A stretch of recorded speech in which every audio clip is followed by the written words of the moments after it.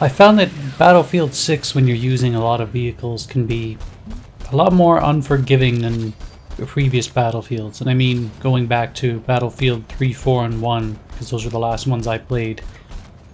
I feel, especially because of the smaller maps, you really have to be patient in choosing when you're going to push. This is a particular match where I did quite well, but it was more being patient and relying on a lot of my team, which was luckily pretty supportive and willing to repair the LAV as we went along. But because there's so many different ways to kill you, from mines to multiple launchers to smaller congested maps where they can lock on much closer ranges than previous games, you really have to be more selective in your pushes. Maybe clear out infantry before you decide to push up, making sure that you're not outmatched versus another tank that has a repairman when you don't. You have to be more cautious and far more, I guess you have to observe your surroundings a lot more before you decide to push. And this here is, I guess, a good example gameplay of it.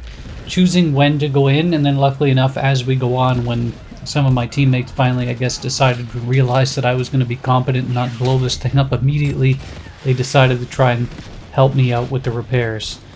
But this is going to be a shorter commentary. I don't really have anything in mind for it, but I guess it's just to emphasize the fact that in these smaller maps, with being a more cautious, more observant style of play, luckily if you have teammates that are willing to repair you along the way, that you can still be just as effective with these vehicles as other Battlefield games.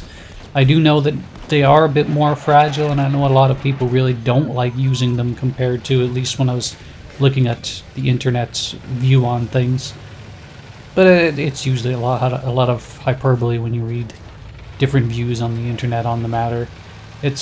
You just, like I said, just be more patient, be a bit more selective when your pushes, be more observant on where you're going to be going, because the smaller maps mean lock-on ranges can hit you further away and faster, and they're a little bit quicker to disable even when you have the right unlocks.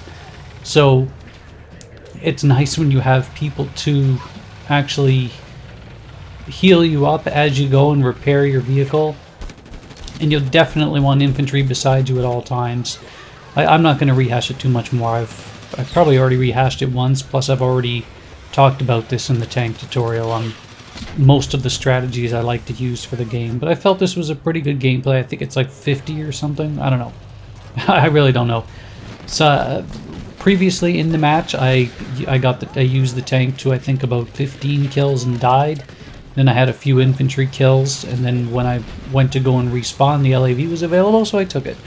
And having teammates that were willing to repair as I went along, as we locked down C, which is one of the primary ones you're going to want to try and lock down in this game, meant that we managed to come back and win this match, which was nice, because you can see we're already over down 100, which isn't insurmountable in this game. It's hardly a massive comeback, but it's a comeback nonetheless.